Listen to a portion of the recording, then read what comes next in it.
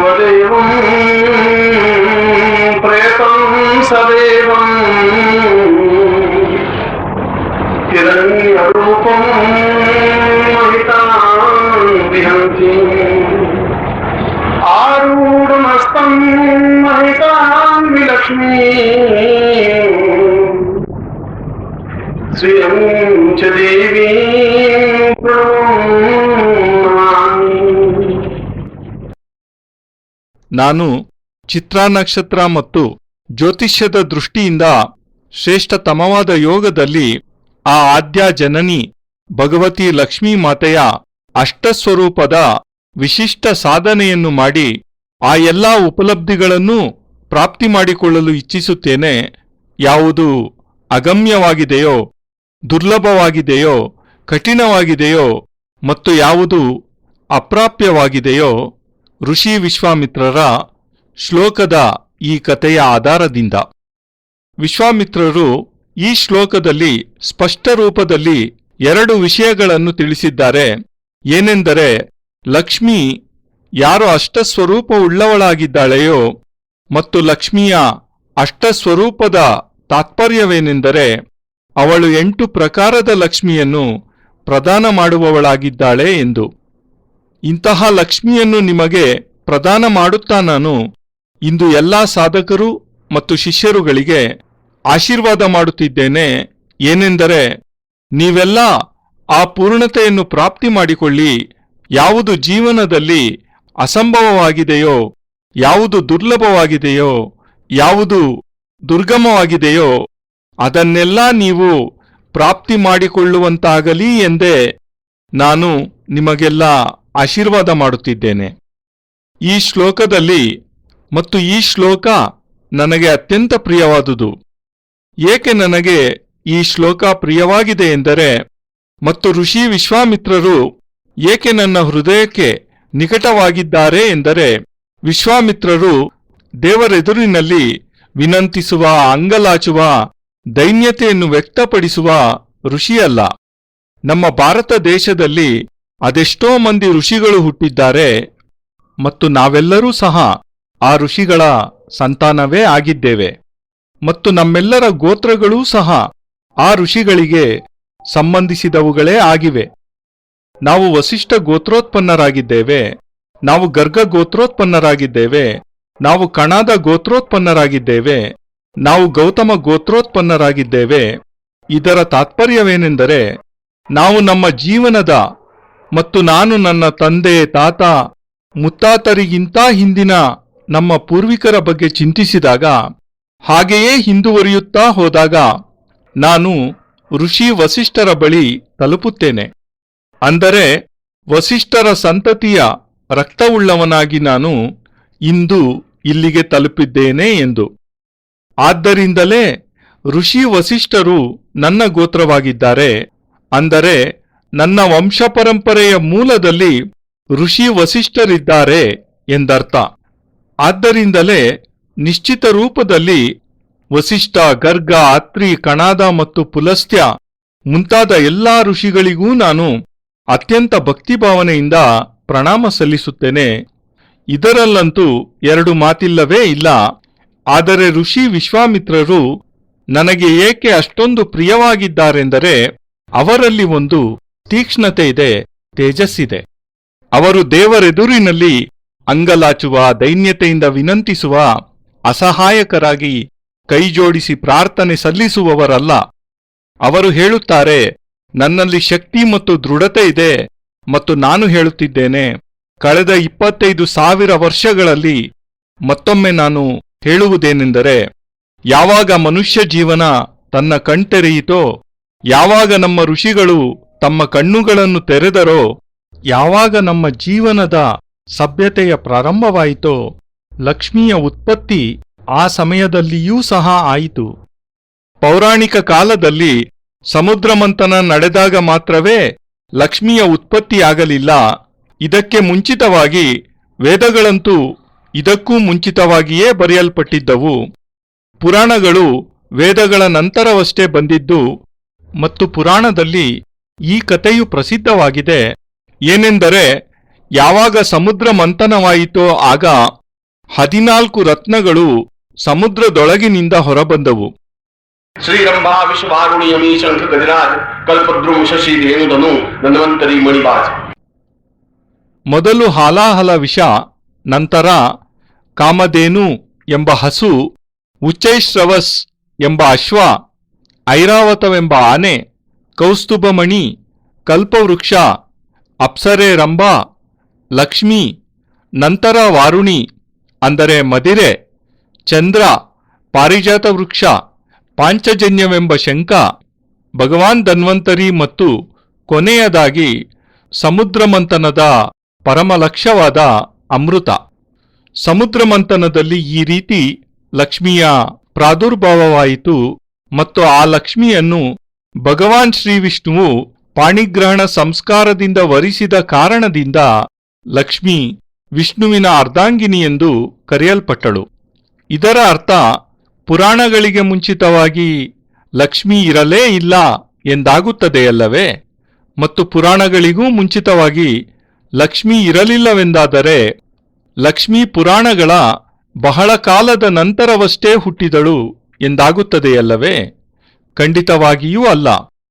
ಪುರಾಣಗಳಿಗೂ ಮುಂಚಿತವಾಗಿ ಋಗ್ವೇದದಲ್ಲಿ ಮತ್ತು ಯಜುರ್ವೇದದಲ್ಲಿಯೂ ಸಹ ಲಕ್ಷ್ಮಿಯ ವರ್ಣನೆ ಇದೆ. ಆ ಕಾಲದಲ್ಲಿ ಲಕ್ಷ್ಮಿಯನ್ನು ಶ್ರೀ ಎಂದೇ ಕರೆಯುತ್ತಿದ್ದರು. ಶ್ರೀಶ್ಚತೆ ಲಕ್ಷ್ಮೀಶ್ಚ ಪತ್ನ್ಯಾಂ. ಶ್ರೀಶ್ಚತೆ ಲಕ್ಷ್ಮೀಶ್ಚ ಪತ್ನ್ಯಾಂ. ನಾನು ಮಂತ್ರವನ್ನುಚ್ಚರಿಸುತ್ತಿದ್ದೇನೆ, ಯಜುರ್ವೇದದ ಮಂತ್ರವನ್ನು ಉಚ್ಚರಿಸುತ್ತಿದ್ದೇನೆ. ಯಜುರ್ವೇದ ಸಾವಿರಾರು ವರ್ಷ, ಕೋಟ್ಯಾಂತರ ವರ್ಷಗಳ ಹಿಂದೆಯೇ ಬರೆಯಲಾಗಿದೆ. ಅದರಲ್ಲಿ ಹೇಳಲಾಗಿದೆ, ಶ್ರೀಶ್ಚತೆ ಲಕ್ಷ್ಮೀಶ್ಚ ಪತ್ನ್ಯಾಂ ಬಹುರಾತ್ರೆ ಪಾರ್ಶ್ವೇ ನಕ್ಷತ್ರಾಣಿ ರೂಪಮಸ್ನೋ ವ್ಯಾತಂ. ಶ್ರೀಶ್ಚತೆ ಲಕ್ಷ್ಮೀಶ್ಚ ಪತ್ನ್ಯಾಂ ಬಹೋರಾತ್ರೆ ಪಾರ್ಶ್ವೇ ನಕ್ಷತ್ರಾಣಿ ರೂಪಂ ಅಶ್ವಿನೋ ವ್ಯಾತ್ತಮ್ಮ. ಮತ್ತು ನಿಮಗೆ ತಿಳಿದಿರಬೇಕಾದ ವಿಷಯ ಏನೆಂದರೆ ಈ ಶ್ಲೋಕ ಋಷಿ ವಿಶ್ವಾಮಿತ್ರರಿಂದ ರಚಿತವಾಗಿದೆ. ಏಕೆಂದರೆ ವೇದಗಳ ರಚನೆ ಯಾರಾದರೂ ಋಷಿಗಳೇ ಮಾಡಿರಬೇಕಲ್ಲವೇ?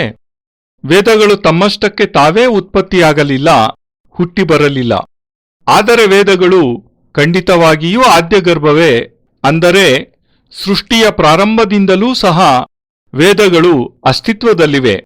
ಆದರೆ ಋಷಿಗಳು 2 ಪ್ರಕಾರದವರಿದ್ದಾರೆ. ಮೊದಲನೆಯ ಪ್ರಕಾರದವರು ವೇದಮಂತ್ರಗಳನ್ನು ಉಚ್ಚರಿಸುವವರು ಮಾತ್ರವೇ. ಎರಡನೆಯವರು ಆ ವೇದಮಂತ್ರಗಳನ್ನು ರಚಿಸುವುದು ಮಾತ್ರವಲ್ಲದೆ ಅದನ್ನು ಉಚ್ಚರಿಸುವವರೂ ಸಹ. ಇವರನ್ನು ವೇದಸೃಷ್ಟ ಎಂದು ಕರೆಯಲಾಗುತ್ತದೆ.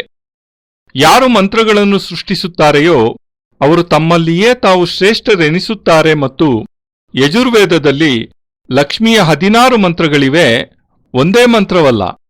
ಲಕ್ಷ್ಮಿಗೆ ಸಂಬಂಧಿತವಾದ ಮಂತ್ರಗಳು 16 ಯಜುರ್ವೇದದ ತಾತ್ಪರ್ಯವೇನೆಂದರೆ ಜೀವನದಲ್ಲಿ ಭೌತಿಕ ವಸ್ತುಗಳ ಉಪಲಬ್ಧಿಗಾಗಿ ಯಜುರ್ವೇದದಲ್ಲಿ ಮಂತ್ರಗಳಿವೆ.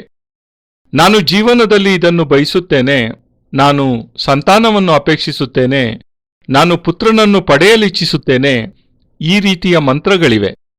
ನನ್ನ ವಿಚಾರದಲ್ಲಿ ಭೌತಿಕತೆಯನ್ನು ಪ್ರಾಪ್ತಿ ಮಾಡಿಕೊಳ್ಳಲು ಪ್ರಯತ್ನಿಸುವುದು ಯಾವುದೇ ರೀತಿಯ ಹುಚ್ಚಾಗಲಿ, ಅಂದರೆ ಮತಿಹೀನತೆಯಾಗಲಿ ಮೂರ್ಖತೆಯಾಗಲಿ ಅಲ್ಲ.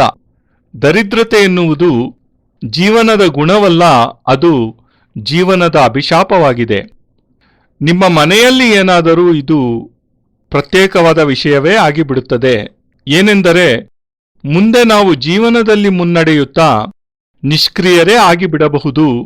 ಜೀವನದಲ್ಲಿ ಇನ್ನೂ ಮುಂದುವರಿಯುತ್ತಾ ನಾವು ಅಶಕ್ತರಾಗಿ ಬಿಡಬಹುದು, ದುರ್ಬಲರಾಗಿ ಬಿಡಬಹುದು. ಬುದ್ಧನ ಸಮಯದಲ್ಲಿ ನಾವು ಅಕ್ಷರಶಃ ಏನೂ ಕೈಲಾಗದ ನಿಷ್ಪ್ರಯೋಜಕ ನಿರರ್ಥಕ ವ್ಯಕ್ತಿಗಳಾಗಿದ್ದೆವು. ಬುದ್ಧನು ಹೇಳಿದನು, ಇಲ್ಲ, ಈ ಜೀವನ ಪದ್ಧತಿ ಸರಿಯಿಲ್ಲ. ಬುದ್ಧಂ ಶರಣಂ ಗಚ್ಛಾಮಿ ಕ್ಷಮಾ ಹಿ ವೀರಸ್ಯ ಭೂಷಣಂ. ಬುದ್ಧಂ ಶರಣಂ ಗಚ್ಛಾಮಿ ಕ್ಷಮಾ ಹಿ ವೀರಸ್ಯ ಭೂಷಣಂ. ಮತ್ತು ಲಕ್ಷ್ಮಿಯ ಅವಶ್ಯಕತೆ ನನಗಿಲ್ಲ ಎನ್ನುತ್ತಾ ಕಾಷಾಯ ವಸ್ತ್ರವನ್ನು ಧರಿಸಿ ಕಾಡಿನೊಳಗೆ ಓಡಿ ಹೋದ ಬುದ್ಧ. ಮತ್ತು ನನ್ನ ವಿಚಾರದಲ್ಲಿ ಇದಕ್ಕಿಂತ ಹೆಚ್ಚಿನ ಪಲಾಯನವಾದ, ಇದಕ್ಕಿಂತ ಹೆಚ್ಚಿನ ಹೇಡಿತನ ಇದಕ್ಕಿಂತ ಹೆಚ್ಚಿನ ದುರ್ಬಲತೆ ಜೀವನದಲ್ಲಿ ಮತ್ತೇನೂ ಇರಲು ಸಾಧ್ಯವೇ ಇಲ್ಲ. ಇದೆಲ್ಲ ಆದ ನಂತರವೇ ತುಳಸೀದಾಸರು ಹೇಳುವಂತಾಯಿತು, ಬುದ್ಧನ ನಂತರ ಈ ಮಾತುಗಳನ್ನು ಹೇಳುವಂತಾಯಿತು. ಏನೆಂದರೆ, कि नारी बोई घर संपत्ति नासी मूंड मुंडाए भय सन्यासी. ನಾರಿ ಮೂಯಿ ಗರ್ ಸಂಪತ್ತಿ ನಾಶಿ ಮೂಂಡ್ ಮುಂಡಾಯೇ ಭಯ ಸನ್ಯಾಸಿ. ಇದರರ್ಥ, ಹೆಂಡತಿ ತೀರಿಕೊಂಡಳು, ಇನ್ನು ಮನೆಯಲ್ಲಿ ಊಟ ಉಪಚಾರ ಯಾರು ಮಾಡಬೇಕು? ತಿನ್ನುವುದಕ್ಕೆ ರೊಟ್ಟಿ, ಕುಡಿಯಲು ನೀರು ಯಾರು ಒದಗಿಸಬೇಕು? ಅದಕ್ಕಾಗಿಯೇ ಲಂಗೋಟಿ ಧರಿಸಿ ಸಾಧುವಾಗಿ ಬಿಟ್ಟರು, ಆರಾಮಾಗಿ ಒಂದೆಡೆ ಕುಳಿತು ಬಿಟ್ಟರು. ಅವರಿಗೆ ರೊಟ್ಟಿ ಸಿಗತೊಡಗಿತು, ಊಟೋಪಚಾರದ ವ್ಯವಸ್ಥೆ ಆಯಿತು. ಗೃಹಸ್ಥರು ಅವರಿಗೆ ಹೇಳಿದರು, ಬಾಬಾಜಿ ಪ್ರಣಾಮ್ ಎಂದು. ಬಾಬಾಜಿಗೆ ಊಟದ ವ್ಯವಸ್ಥೆ ಆಗಿಯೇ ಬಿಟ್ಟಿತು. ಈ ಎಲ್ಲ ಅನಾಹುತ ಬುದ್ಧನ ಸಂದೇಶದ ನಂತರವೇ ಪ್ರಾರಂಭವಾದದ್ದು. ಜೀವನದ ವಾಸ್ತವಿಕ ಶೃಂಗಾರವೇ ಲಕ್ಷ್ಮಿಯಾಗಿದ್ದಾಳೆ.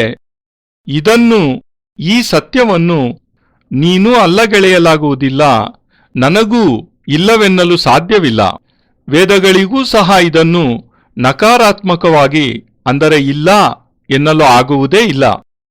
ವೇದಗಳೂ ಸಹ ಈ ವಿಷಯವನ್ನು ಸ್ವೀಕರಿಸಿದ್ದಾಗಿದೆ, ದೇವತೆಗಳೂ ಸಹ ಇದನ್ನು ಸ್ವೀಕರಿಸಿದ್ದಾರೆ. ಮತ್ತು ಭಗವಾನ್ ವಿಷ್ಣುವಂತೂ ಲಕ್ಷ್ಮಿಯ, ಅಂದರೆ ಶ್ರೀಯ ಸಾಧನೆ, ಆರಾಧನೆಯನ್ನು ಮಾಡಿಯೇ ಇದ್ದಾನೆ. ಭಗವಾನ್ ಶಿವನಿಗೂ ಸಹ ಲಕ್ಷ್ಮಿಯ ಸಾಧನೆ ಆರಾಧನೆ ಮಾಡಲೇಬೇಕಾದ ಅನಿವಾರ್ಯತೆ ಪರಿಸ್ಥಿತಿ ಒದಗಿತ್ತು. ಮತ್ತು ಬ್ರಹ್ಮನಂತೂ ಇವರಿಗಿಂತ ಮುಂದೆ ಲಕ್ಷ್ಮಿಯ ಆರಾಧಕನೇ ಆಗಿದ್ದನು. ಆದ್ದರಿಂದಲೇ ಈ ದಿನ ನಾನು ಲಕ್ಷ್ಮೀ ಆಬದ್ಧ ಪ್ರಯೋಗವನ್ನು ನಿಮ್ಮಿಂದ ಮಾಡಿಸುತ್ತಿರುವುದರಿಂದ ಅದರ ಪೃಷ್ಠಭೂಮಿ, ಅಂದರೆ ಲಕ್ಷ್ಮಿಯ ಹಿನ್ನೆಲೆಯನ್ನು ನಿಮ್ಮೆದುರಿನಲ್ಲಿ ಸ್ಪಷ್ಟವಾಗಿರಿಸುತ್ತಿದ್ದೇನೆ. ಮತ್ತು ನಾನು ವಿಶ್ವಾಮಿತ್ರರ ಶ್ಲೋಕವನ್ನು ಚೆನ್ನಾಗಿ ಚಿಂತನೆ ವಿಚಾರ ಮಾಡಿದ ನಂತರವೇ ನಿಮ್ಮೆಲ್ಲರ ಮುಂದಿಡುತ್ತಿದ್ದೇನೆ. ಮತ್ತು ಇದೇ ಯಜುರ್ವೇದದಲ್ಲಿ ಮಹರ್ಷಿ ವಸಿಷ್ಠರೂ ಸಹ ಲಕ್ಷ್ಮಿಯ ಮಂತ್ರವೊಂದನ್ನು ಉಚ್ಚರಿಸಿದ್ದಾರೆ.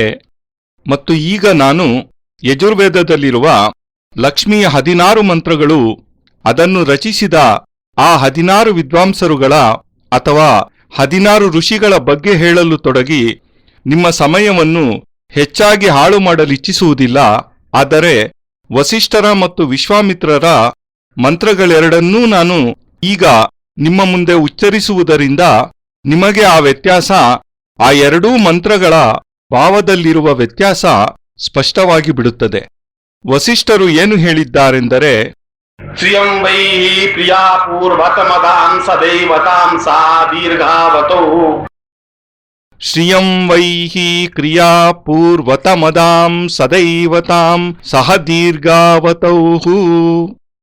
ಅರ್ಥಾತ್, ಅಂದರೆ ಹೇ ಲಕ್ಷ್ಮಿ, ಹೇ ಶ್ರೀ, ನಾನು ನಿನ್ನನ್ನು ಪ್ರಾರ್ಥಿಸುತ್ತಿದ್ದೇನೆ. ನಾನು ದೀನನಾಗಿದ್ದೇನೆ, ನಾನು ಅಸಮರ್ಥನಾಗಿದ್ದೇನೆ, ನಾನು ದರಿದ್ರನಾಗಿದ್ದೇನೆ, ನಾನು ಅಕರ್ಮಣ್ಯನಾಗಿದ್ದೇನೆ, ಅಂದರೆ ಏನೂ ಕೆಲಸಕ್ಕೆ ಬಾರದವನು, ಆಲಸಿಯಾಗಿದ್ದೇನೆ. ನಾನು ನಿನ್ನ ದಾಸನಾಗಿದ್ದೇನೆ. ನೀನು ನನ್ನ ಮೇಲೆ ಕೃಪೆ ಮಾಡು. ನೀನು ನನ್ನ ಮನೆಯಲ್ಲಿ ಸ್ಥಾಪಿತಳಾಗು. ನೀನು ನನ್ನ ಮನೆಯಲ್ಲಿ ನೆಲೆಸಿ ನನಗೆ ಸುಖ ಸಂಪತ್ತುಗಳನ್ನು ಪ್ರದಾನ ಮಾಡು. ಹೀಗೆಂದು ಋಷಿ ವಸಿಷ್ಠರು ಹೇಳಿದ್ದಾರೆ. ಅವರಿದ್ದ ಪರಿಸ್ಥಿತಿಯಲ್ಲಿ ಬಹುಶಃ ಅವರು ಹೇಳಿದ್ದು ಸರಿಯೇ ಆಗಿರಬಹುದು. ಮತ್ತು ಲಕ್ಷ್ಮಿಯನ್ನು ಒಲಿಸಿಕೊಳ್ಳಲು ಇದೂ ಸಹ ಒಂದು ವಿಧಾನವೇ ಸರಿ. ಈಗ ನಾನು ಆ ಎರಡನೆಯ ಮಂತ್ರ ಅದೇ ಯಜುರ್ವೇದದಿಂದ ಉಚ್ಚರಿಸುತ್ತಿದ್ದೇನೆ. ಯಾವುದನ್ನು ಋಷಿ ವಿಶ್ವಾಮಿತ್ರರು ರಚಿಸಿದ್ದಾರೆಯೋ ಅದನ್ನು. ಅವರು ಹೇಳಿದ ಮಂತ್ರ, ಶ್ರೀಶ್ಚತೆ ಲಕ್ಷ್ಮೀಶ್ಚ ಪತ್ನ್ಯಾಂ ಭವೋ ರಾತ್ರೇ ಪಾರ್ಶ್ವೇ ನಕ್ಷತ್ರಾಣಿ ರೂಪಮಸ್ಮಿನೋ ವ್ಯಾತಮ್ಮ ವಿಷ್ಣುನ್ನಿಖಾಣ ಮುಮ್ಮೈಖಾಣ ಸರ್ವಲೋಕಂ ಮೈಖಾಣ. ಶ್ರೀಶ್ಚತೆ ಲಕ್ಷ್ಮೀಶ್ಚ ಪತ್ನ್ಯಾಂ ಬಹೋ ರಾತ್ರೇ ಪಾರ್ಶ್ವೇ ನಕ್ಷತ್ರಾಣಿ ರೂಪಂ ಅಶ್ವಿನೌ ವ್ಯಾತಮ್ಮ ಇಷ್ಟಂ ನಿಕಾಣ ಮುಮ್ಮೈಕಾಣ ಸರ್ವಲೋಕಂ ಮೈಕಾಣ. ಇದರರ್ಥ, ಲಕ್ಷ್ಮೀ, ನೀನು ನನ್ನಿಂದ ತಪ್ಪಿಸಿಕೊಂಡು ಓಡಲು ಸಾಧ್ಯವೇ ಇಲ್ಲ. ನಿನ್ನಲ್ಲಿ ಆ ಕ್ಷಮತೆ ಸಾಮರ್ಥ್ಯವಿಲ್ಲ. ನಿನ್ನಲ್ಲಿ ನನ್ನ ತೇಜಸ್ಸಿನಿಂದ ದೂರವಾಗುವ ತಾಕತ್ತಿಲ್ಲ. ಯಾವುದೇ ಪರಿಸ್ಥಿತಿಯಲ್ಲಿಯೂ ಸಹ ನೀನು ನನ್ನ ಆಶ್ರಮದಲ್ಲಿ ಸ್ಥಾಪಿತಳಾಗಲೇಬೇಕಾಗುತ್ತದೆ ಮತ್ತು ನಾನು ನಿನ್ನಿಂದ ಏನನ್ನು ಬಯಸುತ್ತೇನೆಯೋ ಅದೇ ಕಾರ್ಯವನ್ನೇ ನೀನು ಮಾಡಬೇಕಾಗುತ್ತದೆ. ನೀನು ನನ್ನ ಆಶ್ರಮದಿಂದ ಹೊರಡಲು ಸಾಧ್ಯವಿಲ್ಲ. ನೀನು ನನ್ನ ಆಶ್ರಮದಿಂದ ಹೊರಹೋಗುವಷ್ಟು ತಾಕತ್ತು ಕ್ಷಮತೆ ನಿನ್ನಲ್ಲಿಲ್ಲ. ನಿನಗದೇನು ಸಾಧ್ಯವಾಗುತ್ತದೆಯೋ ಅದನ್ನು ನೀನು ಮಾಡು. ನನ್ನ ತಾಕತ್ತೇನಿದೆಯೋ ಅದನ್ನು ನಾನು ನಿನಗೆ ತೋರಿಸಿಯೇ ಬಿಡುತ್ತೇನೆ. ಇದು ಈ ಎರಡೂ ಮಂತ್ರಗಳ ನಡುವೆ ಇರುವ ಅಗಾಧವಾದ ವ್ಯತ್ಯಾಸ. ಮತ್ತು ಬುದ್ಧನ ಸಮಯದವರೆಗೆ ನಾವು ಲಕ್ಷ್ಮಿಗೆ ಆರತಿ ಎತ್ತುತ್ತಿದ್ದೆವು. ಹೇ ಲಕ್ಷ್ಮಿ, ಲಕ್ಷ್ಮೀ ಕಿ ಜೈ ಮತ್ತು ಜೈ ಲಕ್ಷ್ಮೀಮಯ್ಯ, ಜೈ ಲಕ್ಷ್ಮೀಮಯ್ಯ, ನೀನು ನಮ್ಮ ಮನೆಗೆ ಬಾ, ಜೈ ಲಕ್ಷ್ಮೀಮಯ್ಯ. ದೀಪಗಳನ್ನು ಅವಳಿಗಾಗಿ ಉರಿಸುತ್ತಿದ್ದೆವು. ಲಕ್ಷ್ಮಿಯಂತೂ ಬರಲೇ ಇಲ್ಲ. ಮತ್ತು ರಾತ್ರಿ ಇಡೀ ದೀಪ ಉರಿಸಿದ್ದರಿಂದ 5 ರೂಪಾಯಿನ ಎಣ್ಣೆ ಸುಮ್ಮನೆ ದಂಡವಾಯಿತು, ವ್ಯರ್ಥವಾಗಿ ಉರಿದೇ ಹೋಯಿತು. ಏಕೆಂದರೆ ವಸಿಷ್ಠರು ಹೊಸ ಪದ್ಧತಿ ಮಾಡಿದ್ದರು, ಲಕ್ಷ್ಮಿಯನ್ನೊಲಿಸಿಕೊಳ್ಳಲು ಆರತಿಯನ್ನು ಬೆಳಗುವ ಮೂಲಕ. ಅದನ್ನೇ ನಾವೆಲ್ಲ ಮಾಡತೊಡಗಿದ್ದೆವು. ಆದ್ದರಿಂದಲೇ ನಾನು ಹೇಳುತ್ತಿದ್ದೇನೆ, ಈ ರೀತಿಯ ದೈನ್ಯತೆಯ ಪ್ರತೀಕವಾದ ಮಂತ್ರಗಳು, ಸಾಧನೆಗಳು ನನಗಂತೂ ಅತಿ ಹೆಚ್ಚು ಪ್ರಿಯವೆನಿಸಲಿಲ್ಲ. ನನ್ನಲ್ಲಿ ಸಹ ಆ ರೀತಿಯ ಮಂತ್ರಗಳಿವೆ, ಅವುಗಳನ್ನು ಉಚ್ಚರಿಸುತ್ತೇನೆ ಕೂಡ. ಆದರೆ ನಮ್ಮಲ್ಲಿ ತೇಜಸ್ವಿತನವಿಲ್ಲದಿದ್ದರೆ, ನಮ್ಮ ಕಣ್ಣುಗಳಲ್ಲಿ ತೇಜಸ್ಸಿಲ್ಲದಿದ್ದರೆ, ಬಲವಿಲ್ಲದಿದ್ದರೆ, ಸಾಹಸವಿಲ್ಲದಿದ್ದರೆ, ಕ್ಷಮತೆ ಇಲ್ಲದಿದ್ದರೆ, ನಾನು ಸ್ವತಃ ನಿಷ್ಕ್ರಿಯನಾಗಿ, ನಿಷ್ಪ್ರಯೋಜಕನಾಗಿ, ಹೇಡಿಯಾಗಿ ಅಶಕ್ತನಾಗುವುದು ಮಾತ್ರವಲ್ಲದೆ ನಾನು ನನ್ನ ಶಿಷ್ಯರನ್ನೂ ಸಹ ಹೇಡಿಗಳು, ಅಶಕ್ತರು ಮತ್ತು ನಿಷ್ಪ್ರಯೋಜಕರನ್ನಾಗಿ ಮಾಡಿಬಿಡುತ್ತೇನೆ. ಇದನ್ನೇ ಋಷಿ ವಿಶ್ವಾಮಿತ್ರರು ಹೇಳುತ್ತಿದ್ದಾರೆ. ಏನೆಂದರೆ, ಲಕ್ಷ್ಮೀ, ನಾನು ನಿನಗೆ ಇದುವರೆಗೆ ಜೀವನದುದ್ದಕ್ಕೂ ಬಹಳಷ್ಟು ದೈನ್ಯತೆಯಿಂದ ಪ್ರಾರ್ಥಿಸಿದ್ದೇನೆ, ಗೋಗರೆದಿದ್ದೇನೆ, ಅಂಗಲಾಚಿದ್ದೇನೆ. ನನ್ನ ಚಿಂತನೆಯಲ್ಲಿ ಈ ಪ್ರಪಂಚದಲ್ಲಿ, ಇಡೀ ಪ್ರಪಂಚದಲ್ಲಿ ಅದೆಷ್ಟು ದರಿದ್ರಾವಸ್ಥೆಯನ್ನು ವಿಶ್ವಾಮಿತ್ರರು ಅನುಭವಿಸಿದರೋ ಬೇರೆ ಯಾವ ಋಷಿಯೂ ಸಹ ಅಷ್ಟೊಂದು ಹೀನಾಯ ಸ್ಥಿತಿಯನ್ನು ಅನುಭವಿಸಲಿಲ್ಲ. ಮತ್ತು ಅದೆಷ್ಟು ಸಂಪನ್ನತೆಯನ್ನು ವಿಶ್ವಾಮಿತ್ರರು ಪ್ರಾಪ್ತಿ ಮಾಡಿಕೊಂಡರೆಂದರೆ ಇದುವರೆಗೂ ಪ್ರಪಂಚದಲ್ಲಿ ಯಾರೂ ಸಹ ಪ್ರಾಪ್ತಿ ಮಾಡಿಕೊಳ್ಳಲಾಗಲೇ ಇಲ್ಲ. ಒಬ್ಬ ದಟ್ಟ ದರಿದ್ರನಾದ ವ್ಯಕ್ತಿ ತಿನ್ನಲು ಅವನ ಬಳಿ ಒಂದೇ ಒಂದು ರೊಟ್ಟಿಯೂ ಸಹ ಇಲ್ಲ. ನಾನೀಗ ನಿಮಗೆ ಹೇಳುತ್ತಿರುವುದು ಆ ವಿಶ್ವಾಮಿತ್ರನ ನಿಜ ಜೀವನದ ಕಥೆಯನ್ನೇ. ಅವನಿಗೆ ಅದೆಂತಹ ದುರವಸ್ಥೆ ಬಂದಿತ್ತೆಂದರೆ ಹಸಿವಿನಿಂದ ಕಂಗೆಟ್ಟು ನಾಯಿಯ ಮಾಂಸವನ್ನು ತಿನ್ನಲೂ ಸಹ ತಯಾರಾಗಿ ಬಿಟ್ಟಿದ್ದ ವಿಶ್ವಾಮಿತ್ರ. ಏಕೆಂದರೆ ಅವನ ಬಳಿ ಯಾಚಕ ವೃತ್ತಿ ಇರಲಿಲ್ಲ, ಅಂದರೆ ಏನನ್ನಾದರೂ ಪ್ರಾಪ್ತಿ ಮಾಡಿಕೊಳ್ಳುವ ಕ್ರಿಯೆ ಇರಲಿಲ್ಲ. ಮತ್ತು ಯಾರು ಅತ್ಯಂತ ಹಸಿದಿರುತ್ತಾನೆಯೋ ಅವನು ಅತ್ಯಂತ ತೇಜಸ್ವಿಯಾಗುತ್ತಾನೆ, ಅಂದರೆ ಅತ್ಯಂತ ಧೈರ್ಯವುಳ್ಳವನಾಗುತ್ತಾನೆ. ಏಕೆಂದರೆ ಅವನಲ್ಲಿ ಒಂದು ಬೆಂಕಿ ಇರುತ್ತದೆ, ಒಂದು ಕಿಚ್ಚಿರುತ್ತದೆ, ಚೇತನವಿರುತ್ತದೆ. ಮತ್ತು ಅವನು ಹೇಳುತ್ತಾನೆ ಇಲ್ಲ ಎಂದು, ಏಕೆಂದರೆ ಅವನು ಆ ಪ್ರಕಾರದ ಮಂತ್ರಗಳನ್ನು ಆಶ್ರಯಿಸಿದ್ದ. ಹೇ ಲಕ್ಷ್ಮೀ ಮಾತೆ, ಹೇ ಲಕ್ಷ್ಮೀ ಮಾತೆ, ನೀನು ಬಾ, ನೀನು ಬಂದು ನನ್ನ ದರಿದ್ರತೆಯನ್ನು ತೊಲಗಿಸು, ನನ್ನ ಬಡತನವನ್ನು ಹೋಗಲಾಡಿಸು, ಕೊನೆಗಾಣಿಸು. ಆದರೆ ಲಕ್ಷ್ಮಿಗೆ ಈ ದೈನ್ಯತೆಯ ಪ್ರಾರ್ಥನೆ ತಲುಪಲೂ ಇಲ್ಲ, ಅವಳು ವಿಶ್ವಾಮಿತ್ರನೆಡೆಗೆ ಬರಲೂ ಇಲ್ಲ. ಆದ್ದರಿಂದ ವಿಶ್ವಾಮಿತ್ರ ಹೇಳುತ್ತಾನೆ, ಇಲ್ಲ, ನನಗೆ ಅಂತಹ ಲಕ್ಷ್ಮಿ ಬೇಕಾಗಿಲ್ಲ. ನನ್ನಲ್ಲಿ ನಿಜವಾಗಿಯೂ ತಾಕತ್ತಿದೆ ಎನ್ನುವುದಾದರೆ ನಾನು ಲಕ್ಷ್ಮಿಯನ್ನು ನನ್ನ ಮನೆಯಲ್ಲಿ ಸ್ಥಾಪಿಸಿಯೇ ತೀರುತ್ತೇನೆ. ವಿಶ್ವಾಮಿತ್ರನ ಶ್ಲೋಕದ ತಾತ್ಪರ್ಯ ಇದೇ. ನಾರಾಯಣೋತ್ವಂ ನಿಖಿಲೇಶ್ವರೋತ್ವಂ ಮಾತಾ ಪಿತಾ ಗುರು ಆತ್ಮ ತ್ವಮೇವಂ ಬ್ರಹ್ಮಾ ತ್ವಂ ವಿಷ್ಣುರುದ್ರ ತ್ವಮೇವಂ ಸಿದ್ಧಾಶ್ರಮೋ ತ್ವಂ ಗುರುವಂ ಪ್ರಣಮ್ಯಂ ತ್ವಮೇವ ಮಾತಾ ಚ ಪಿತಾ ತ್ವಮೇವ ತ್ವಮೇವ ಬಂಧುಶ್ಚ सखा त्वमेव त्वमेव विद्या द्रविणं त्वमेव त्वमेव सर्वं मम देवदेवा त्वदीयं वस्तु निखिलं तुभ्यमेवं समर्पयेत् जय गुरुदेव ಪರಮಪೂಜ್ಯ ಗುರುದೇವ್ ಯೋಗಿರಾಜ್ ಸ್ವಾಮಿ ನಿಖಿಲೇಶ್ವರಾನಂದಜಿ ಮಹಾರಾಜರ ಪವಿತ್ರತಮ ದಿವ್ಯ ಚರಣಾರವಿಂದಗಳಲ್ಲಿ ಸಪ್ರೇಮಪೂರ್ವಕ ಸಮರ್ಪಣೆ ಈ ಭಾವಾನುವಾದ ಅತ್ಯಂತ ಕೃತಜ್ಞತಾಪೂರ್ವಕವಾಗಿ ಗುರೂಜಿ ನಿಖಿಲ್ ಸಚ್ಚಿದಾನಂದ